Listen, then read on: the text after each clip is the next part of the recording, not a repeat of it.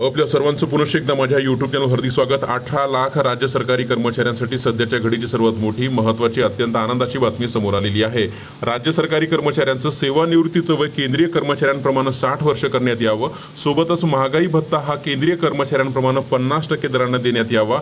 या संदर्भात शासनाची आणि महाराष्ट्र राज्य राजपत्रित अधिकारी महासंघ जी की क्लास 1 अधिकाऱ्यांची एक अत्यंत महत्त्वाची आणि प्रभावशाली असलेली संघटना आहे, यांची एक महत्त्वाची बैठक पार पडलेली आहे आणि या बैठकीमध्ये सकारात्मक बाबी आता समोर आलेल्या आहेत। त्यामुळे निश्चितच येत्या काळामध्ये राज्य सरकारी कर्मचाऱ्यांना मोठा दिलासा मिळणार आहे।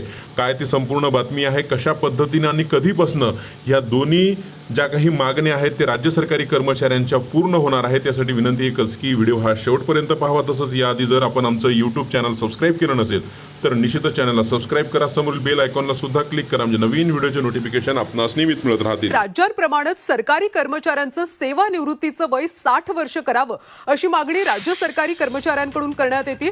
या मागणी संदर्भात राजपत्रित अधिकारी महासंघाची नुकतीच सरकारसोबत बैठक झाली।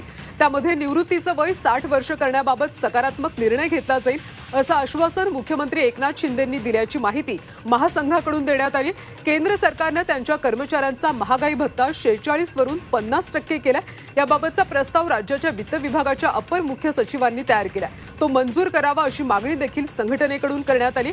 यावेळी सुधारित पेन्शन योजनेअंतर्गत अधिसूचना काढावी, तसंच सरकारी नोकऱ्यांची 3 लाख रिक्त पदं भरावीत अशी मागणी देखील करण्यात आली।